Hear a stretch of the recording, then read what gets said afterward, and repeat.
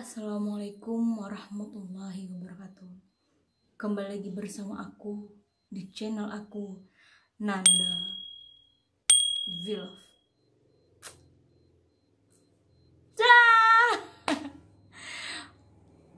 Wah, hidupin dulu lampunya.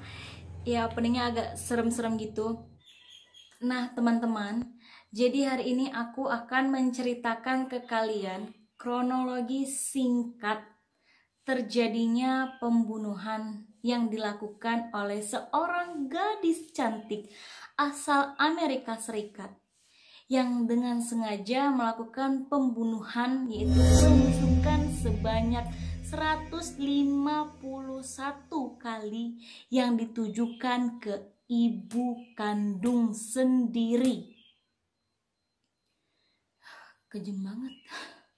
Baiklah, gadis cantik itu bernama Isabella Guzman.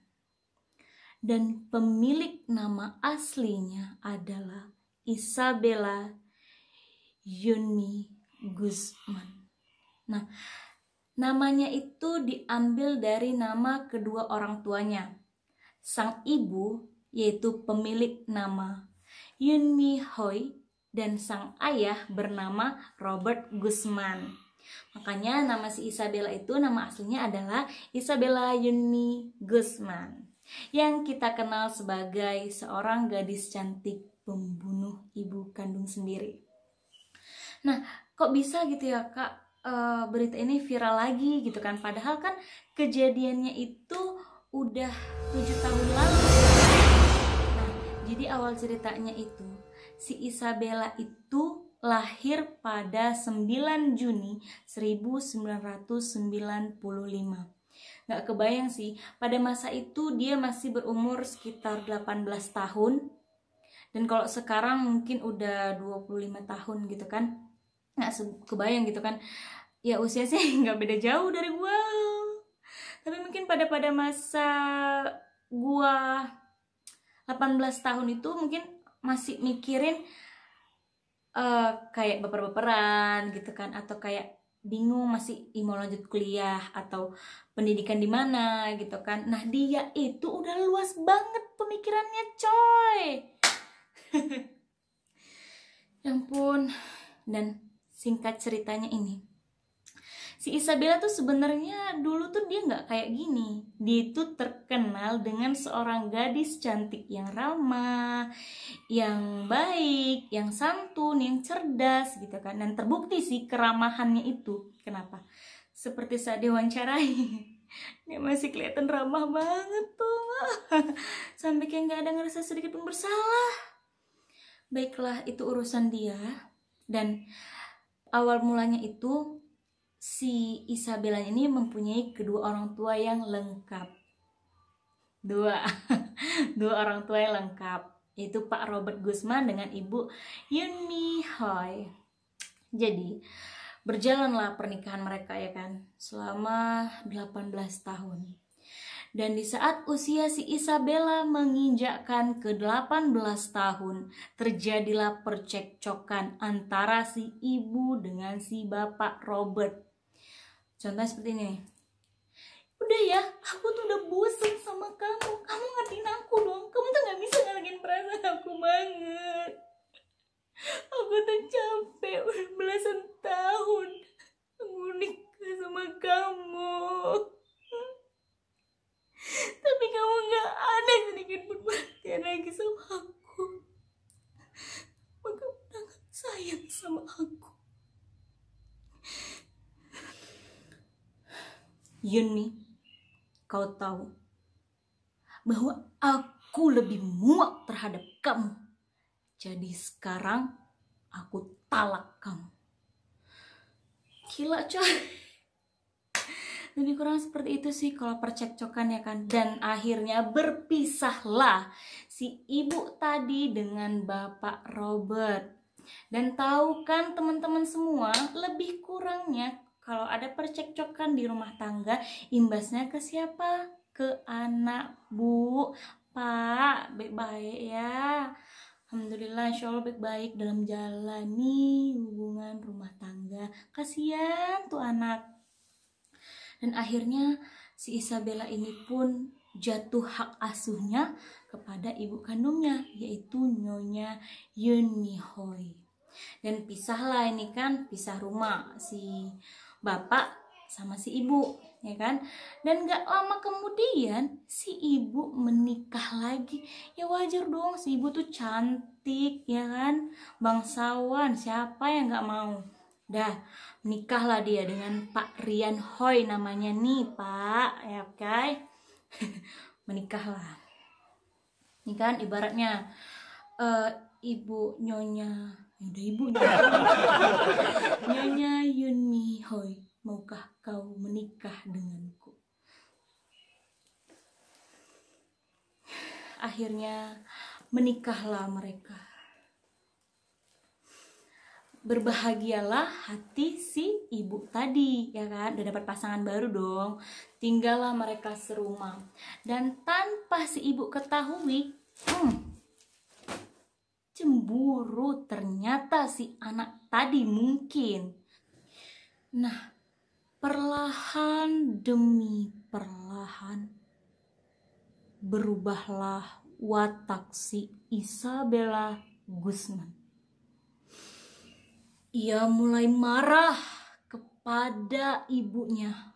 Ia merasa sudah tidak diperhatikan oleh ibunya karena ibunya telah memperhatikan ayah barunya. Pada saat itu ada permasalahan kecil yang menjadi besar, yang dibesar-besarkan oleh Isabella.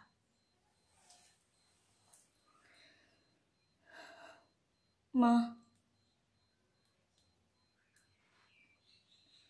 Bella mau kalau Mama nemenin Bella jalan-jalan sore ini. Bella kangen banget, Ma, suasana-suasana itu. Ya, Ma. Bella sayang, sekarang kan Papa udah pulang, jadi kita sama-sama aja ya di rumah. Bella nggak usah jalan-jalan dulu. Apa sih, Ma? Mama itu nggak tahu diri. Mama tuh udah lupa sama aku, udah semua lupa sama urusan aku. Mama tuh lebih pilih laki-laki itu daripada harus ngurusin aku, Ma. Aku benci sama Mama. Dasar Mama A, B, C, D, E, F, G sampai Z. Aku benci sama Mama. Aku benci sama Mama. Cuy. Si Bella sampai pernah meludahi sang ibu. Tapi sang ibu tetap tenang. Dia berusaha untuk tetap menyayangi setulus hati terhadap si Bella. Karena memang ibunya itu tuh penyayang banget sama si Bella. Si Bellanya aja yang mungkin merasa masih kurang gitu perhatiannya kan.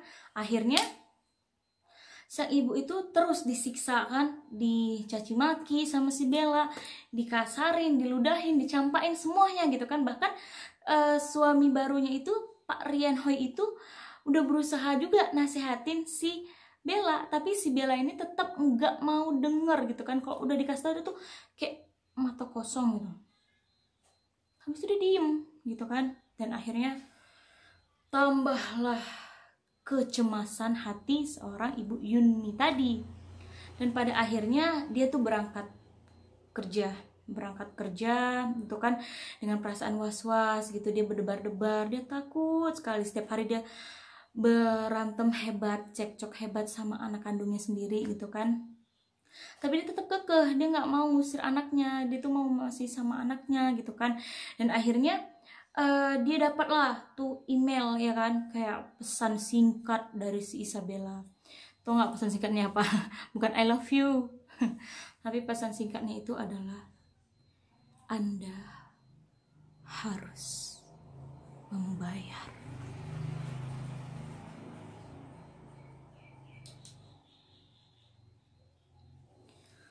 Anda harus membayar apa yang telah Anda rebut dari saya.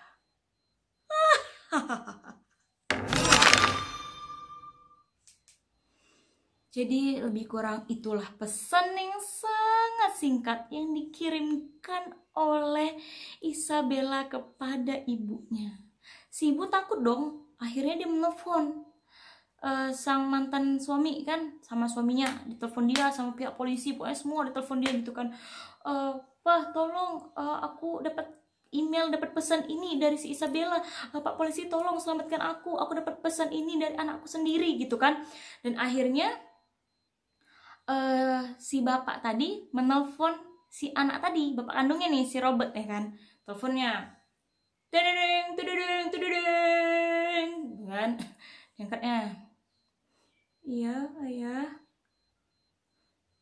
Bella, kamu jangan nakal ya sama mama, hormati mama, dia udah melahirkan kamu nak.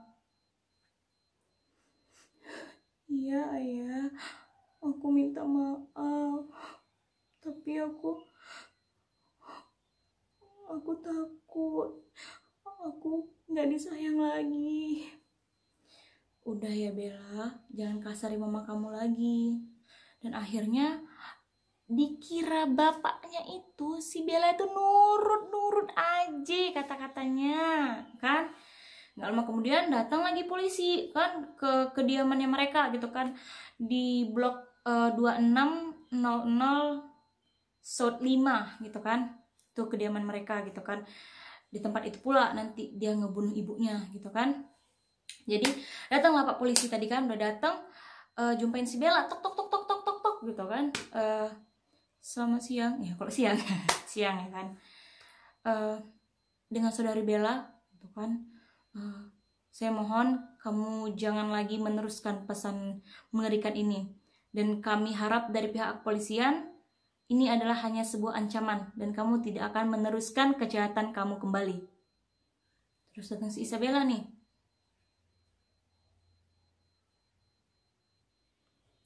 Langsung dia masuk ke kamarnya. Dan Pak Rian Hoi itu, suaminya Ibu Yunmi sekarang, dia pun tahu bahwa si Isabella itu kembali ke kamarnya dengan keadaan tenang. Dan satu orang pun gak ada yang berpikir bakal terjadi hal-hal yang wow gitu, hal-hal yang aneh gitu, hal-hal yang mengerikan gak akan terjadi gitu kan. Jadi pulang Pak polisi tadi, dia telepon si ibu. Halo Nyonya Yunmi, keadaan sudah aman, Anda bisa pulang ke rumah dengan aman dan tenang. Oke, pulanglah si Nyonya Yunmi tadi kan. Pulang si Nyonya Yunmi tadi sekitar pukul 21.30 ya kan. Karena perasaan ketakutan. Siapa sih nggak ketakutan gitu kan, udah kayak diteror gitu. Jadi begitu masuk, langsung dia naik ke lantai atas gitu kan. Dia langsung masuk kamar mandi paling atas di rumah dia gitu kan. Masuk dia, dan Pak Rian Hoi ini sedang menunggu dia ternyata di ruang makan di bawah gitu kan, lantai bawah. Sedangkan Ibu Yunmi tadi itu di lantai atas kamar mandi gitu kan. Dia nggak sadar kalau ternyata si Isabella Guzman ini mengikuti sang istri sampai ke kamar mandi. Si Isabella udah nungguin tuh dari tadi si ibu pulang ya kan. Disusul gitu kan. Akhirnya dapatlah, dan ternyata nggak lama kemudian klien ini tadi mendengar suara debung debung debung gitu kan. Suara apa itu? Terus dia mencari sumber suara itu gitu kan. Dia lari ke sana kemari dan dapatlah itu sumber suara itu di atas, di kamar mandi paling atas, di tempat tadi si Nyonya Yumin tadi masuk gitu kan, masuk ke kamar mandi itu. Dan ternyata di dalam kamar mandi itu udah dikunci dan udah ada si Isabella di dalamnya. Ya ampun, serem banget. Udah ada Isabella kan di dalamnya. Jadi otomatis karena mungkin dia kejiwaan atau gimana gitu kan, jadi dia tutup rapat gitu kan pintunya supaya nggak bisa didorong sama Pak Rian tadi kan. Habislah ternyata di cucu-cucunya ibunya tadi tuh, entah kayak apa ya kan, di cucu gitu kan, kayak mungkin kayak orang lagi ngadon apa bolu gitu kan, gitu kan, sampai 151 kali tusukan gitu. Padahal yang tusuk tuh cuman daerah muka kan, kepala sampai leher gitu kan, berarti berapa banyak tusukannya kan. Nah habis itu keluarlah darah ya kan dari kamar mandi. Duh, Pak Rian udah berkuasa hewan ke istri udah entah gimana bentuknya. Dia keluar dari kamar mandi gini kan, buka sambil masih baju berdarah-darah semua, kok pisau dia gini.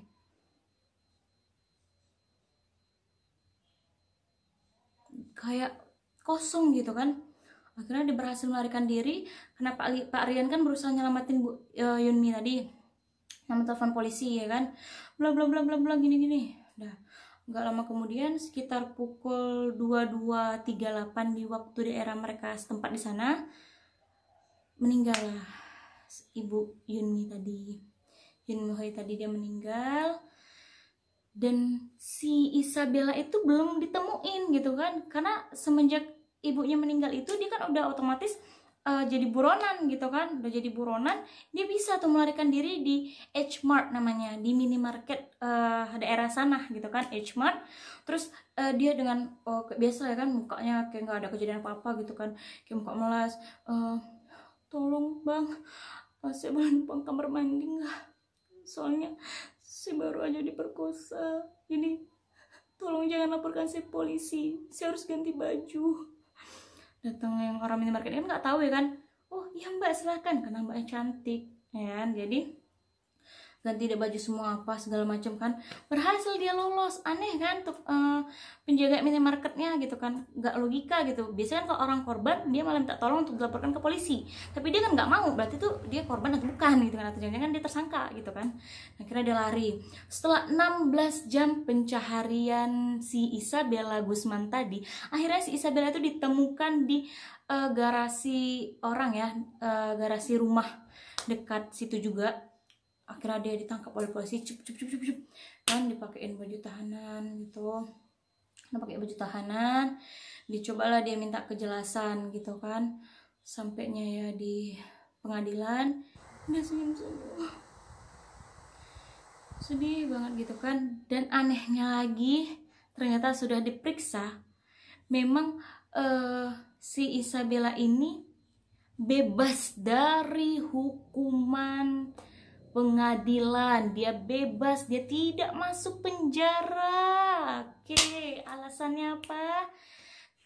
Nah, baik teman-teman, berdasarkan informasi yang saya baca, bahwa seorang dokter Amerika Serikat yang bernama Dr. Richard Spoons, beliau mengatakan bahwa si Isabella Guzman ini mengalami kejiwaan, dan jenis kejiwaan yang dialaminya itu bernama paranoia schizophrenia gitu kan, atau kalian bisa cari tahu sendiri penyakit kejiwaan semacam apa itu gitu kan. Nah yang pasti kalau penyakit kejiwaan itu dia berasal dari mentalitas atau traumatis yang pernah dialami dia gitu.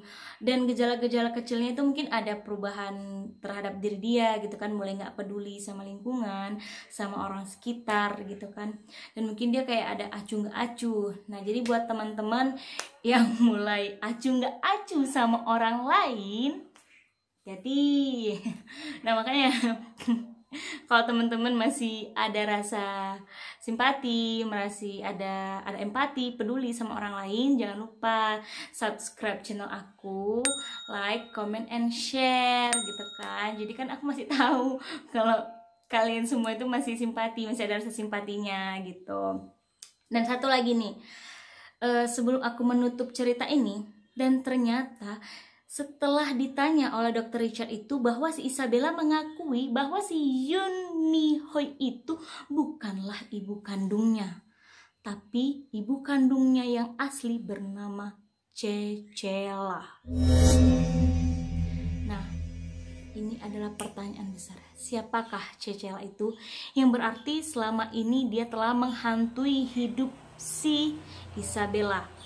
Dan si Isabella mengatakan bahwa si Cecela ini mengatakan pada dirinya bahwa dia harus membunuh ibu Yunmi Hoi itu supaya dia bisa menyelamatkan dunia. Wow, halusinasinya luar biasa. Dia memusnahkan satu orang dengan beranggapan bahwa dirinya tuh udah nyelamatin dunia yang segede ini boy gitu kan. Jadi ya itulah teman-teman. Dan buat teman-teman yang mungkin tahu gitu kan keadaan si Isabella sekarang gimana gitu kan, karena menurut Jaksaan Wilayah di Amerika Serikat, si Isabella ini masih tetap di rumah sakit jiwa itu sampai dia benar-benar sembuh dan tidak akan menyakiti dirinya sendiri maupun orang lain. Dan pesan dari aku buat teman-teman semua, sayangilah orang tua kita, itu yang pertama, tuh kan. Terus kalau ada masalah, ceritakan aja, jangan dipendem-pendem gitu. Apalagi kalau soal cinta, jangan dipendem-pendem, sakit nanti setelah ada diambil orang baru lo nangis. Bye bye, assalamualaikum warahmatullahi wabarakatuh. Tetap di Nanda Vlog.